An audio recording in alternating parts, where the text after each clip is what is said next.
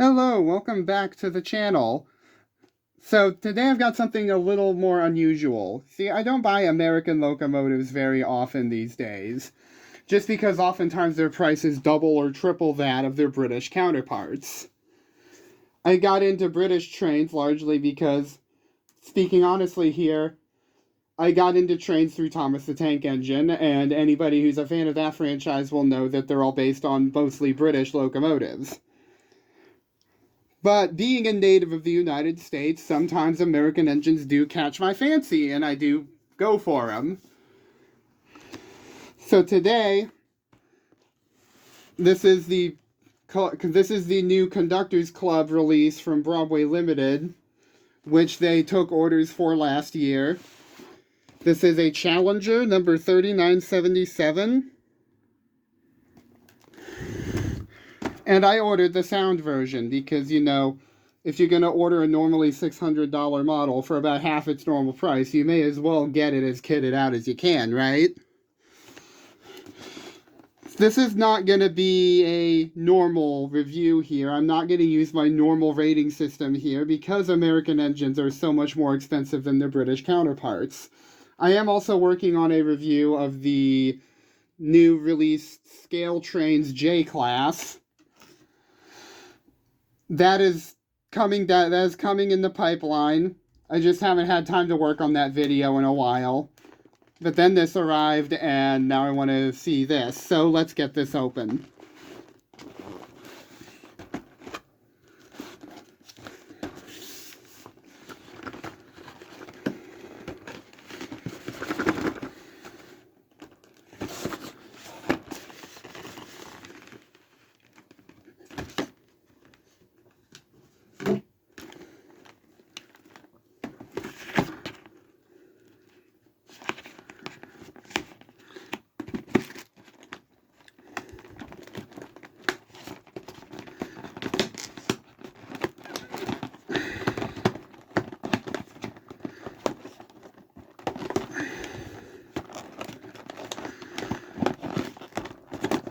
See if I can get this out with one hand.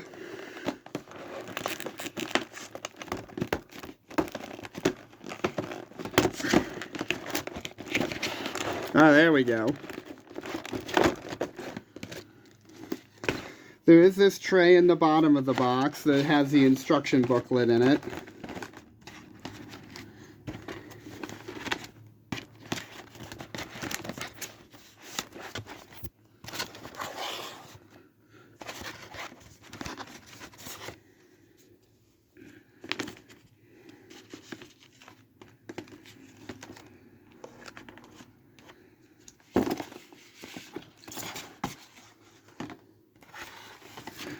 An ad for next year's Collectors Club engine, which is going to be an ES44, or so, it's either an let's see, is this an ES44?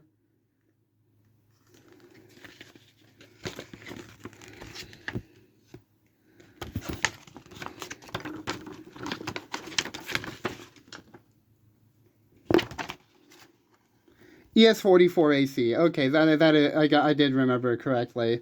I'm not very good with diesels. Whether they're British or American, I oftentimes have trouble telling them apart. ES44, SD70, SD60, whatever, I just don't know a lot of the time.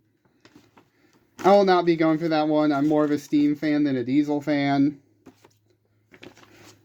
We've got our instruction booklet. Just all the servicing information and DCC functions. There's just a quick reference list for the DCC functions.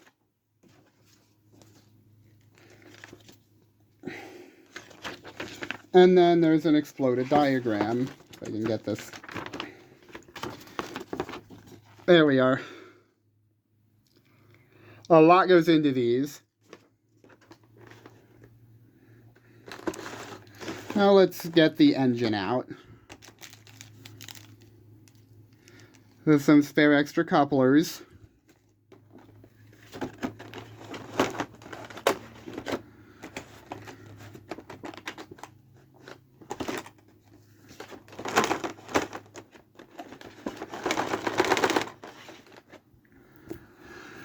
The older Broadway limited releases tended to have them in a foam tray inside the cardboard box. And I kind of like the new Hornby approach, where you get this in the foam tray. It protects the models much better, in my opinion. Ask me if you're selling models at $600 a pop. Protect them as best you can. And then there's some traction tires and a tool for undoing the crank pins and a funnel for inserting your smoke fluid. Because yes, a lot of American trains use oil-based smoke units.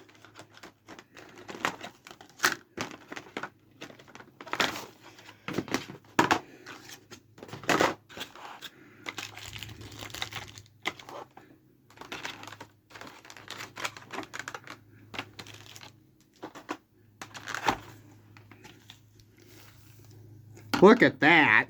Look at that. Let me get this onto the track. I'll see you in just a second. And here we are with this beauty. This engine does survive in real life. She's at a museum in Nebraska. I have not been to see her, though it's on the bucket list to do at some point.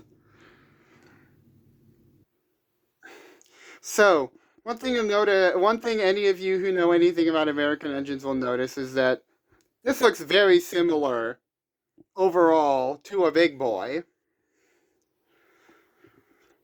Okay, this is a late model Challenger. So there were basically two different runs of Challengers. The later ones came out in, I want to say, the late 40s. And used a lot of the improvements that were developed for the big boy. So if we move over here, you'll see this is an Athearn model. These are both Athearn. The one on the left is an early model Challenger from the mid-1930s. I originally did not want to get a late model Challenger in my collection because it looked too similar to a big boy for my taste. The way you tell them apart at the front is you'll notice the Union Pacific shield is in the center of the smoke box. Whereas on the big boy over here, it's on the pilot area. It's on the front of the pilot.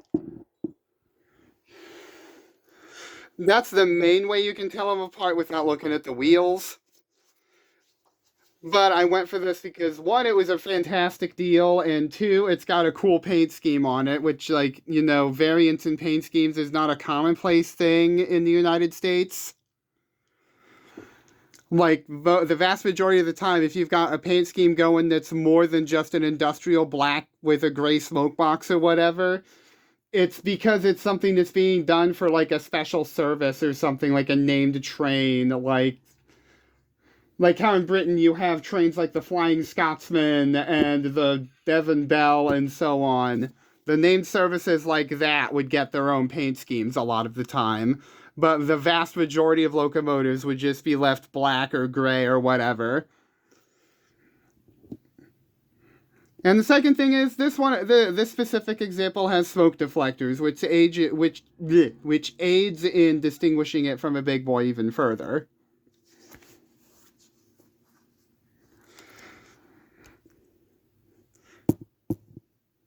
If I can get my camera to focus.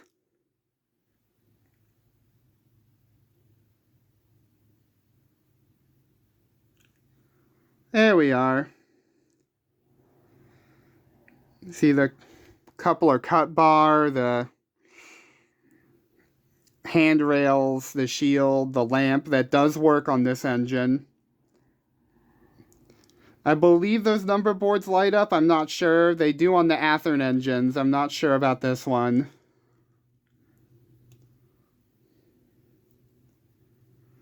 You look behind the smoke deflectors there.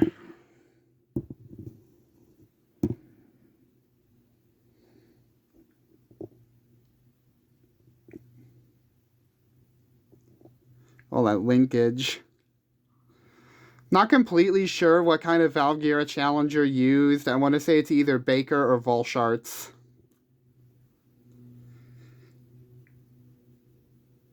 See, all of that all of that, even all the molded detail on this is super crisp despite the die-cast body. Got your domes, your safety valves, the handrails, all the piping, all the firebox detail. If we move into the tender, I want to say this is an oil tender. I want to say the light challengers used oil. A lot of the early ones used coal. I'm not 100% certain on that, though.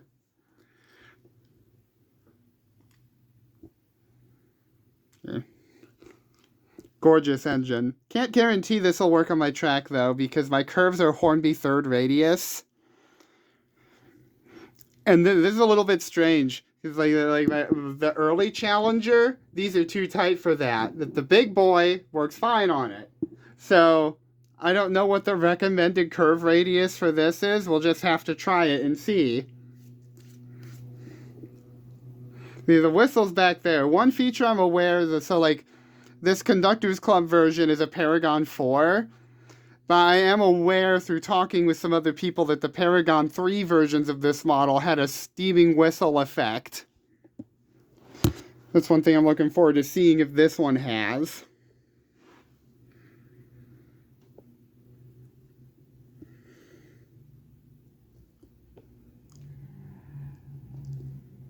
See if I can get the flashlight on. I want to see if we can see inside the cab at all.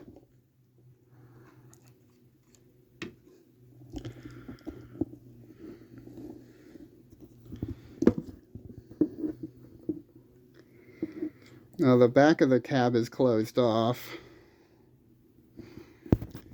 but we can look in that window just barely, and there is backhead detail in there. It would seem some cab detail.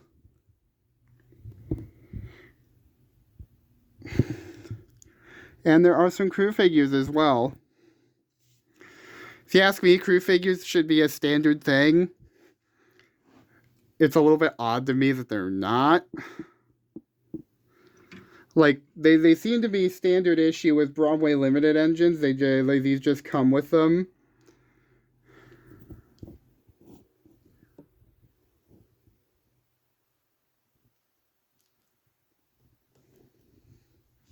Isn't that my color grading is super weird. I'm going to get my system set up and we'll get this going. Alright. Let's get that startup function going.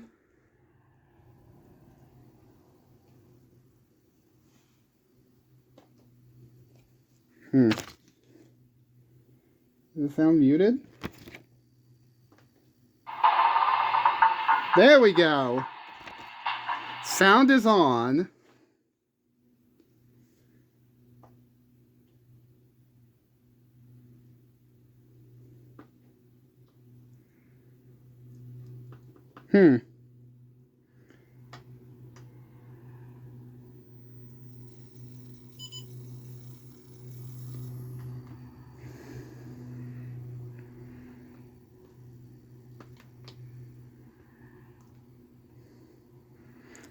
I'm having some trouble figuring out the sound here. It's all...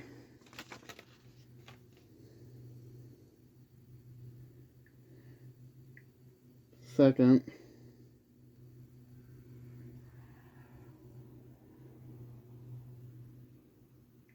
No.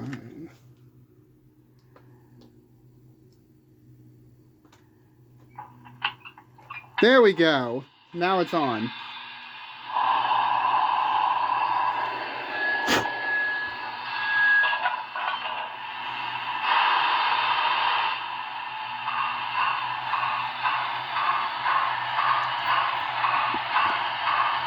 I've got a couple of Paragon 2 engines in my fleet.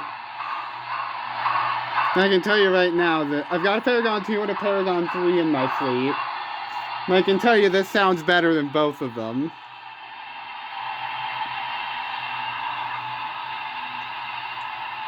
Let's see what this looks like going.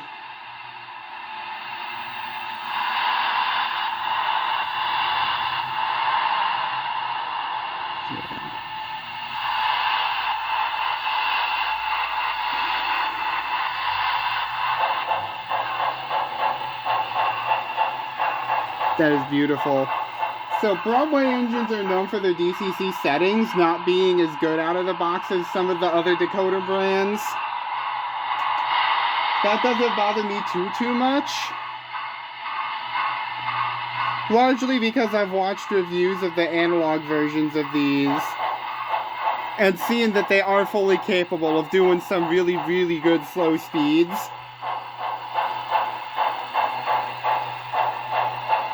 That synchronized smoke going.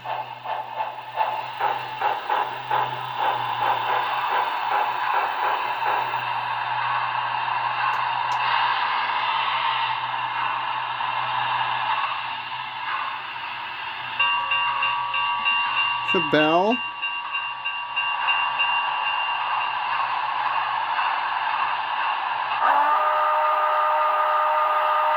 It does have the steaming whistle. Look at that.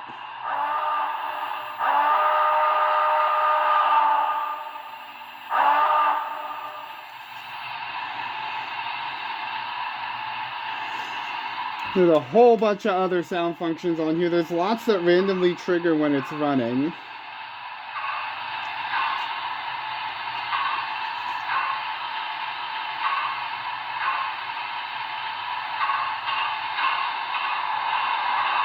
Air pump. I'm not going to run through every single one.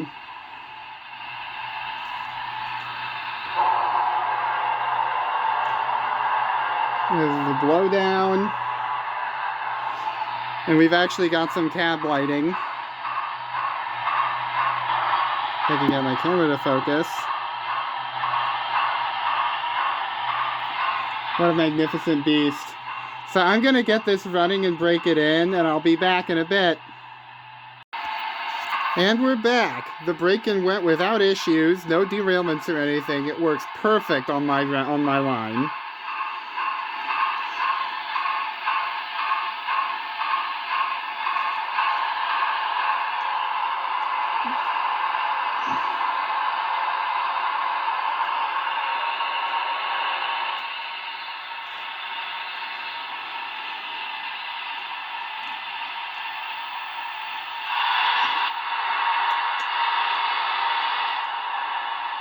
Yeah, the overall speed settings on it aren't the very best out of the box. That seems to be pretty typical of Broadway Limited. Still perfectly smooth, of course.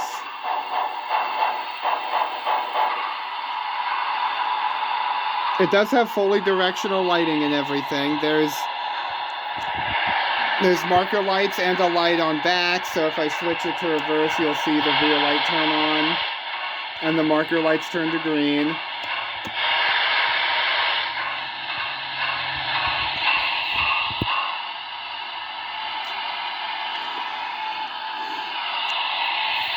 Couplers appear to be at the correct height. So let's go ahead and get this running.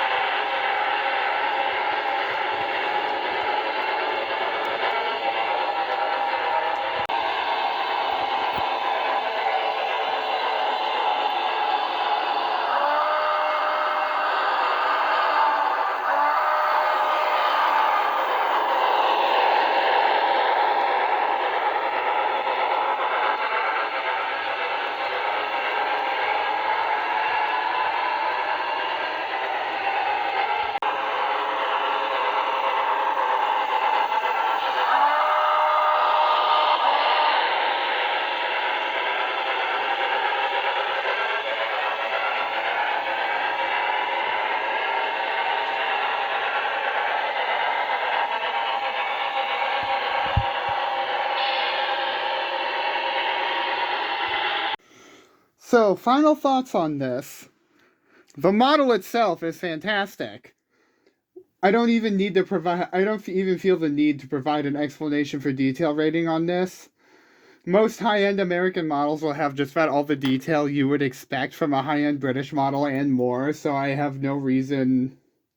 feel no need to really explain a 5-star detail rating. The features rating, well, let's see. There's the synchronized smoke. It's got the smoking whistle feature, full sound, die-cast construction. The only real gripe I'd say I have with the features on this one, it's got all the directional lighting and stuff as well. Some of the lighting I don't even know how they achieved, like the multi-lighted tender lights. I don't even know how they did that. It's incredible, honestly. My only real gripe with the features is that I feel like the whistle steam could have, like, they could have shot it out with a little more force. Because it would have looked a little bit better that way. As cool as a feature as it is, I feel like it could have been executed just a little bit better.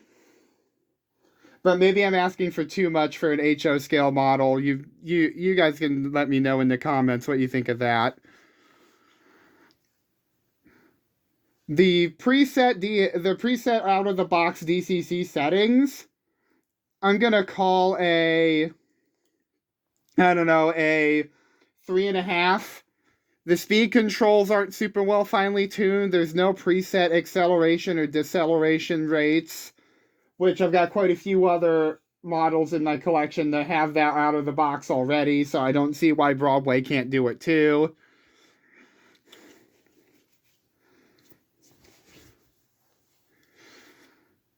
And, like, there's no need for any accessories because everything's fitted out of the box. The only thing you'd really need, the spare traction tires, it's all there. So overall, for $350, fantastic model, good deal. Few things could have been done a little bit better, but overall, pretty great model. I would have been thoroughly happy with this, even if I paid a lot more for it, which you normally would have. Like if you bought one of the Paragon 3 Challengers they did a few years ago, that would have run you like at least $550, something like that. So to get it for $350, that's a fantastic deal.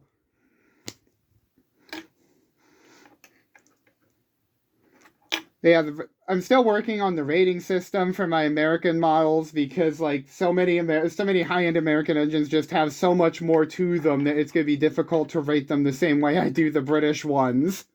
So let me know what you think of the, just doing quality features and DCC settings. Okay, that'll be all for now. I'll be back at you next time with the Scale Trains J class, which I also have gotten recently.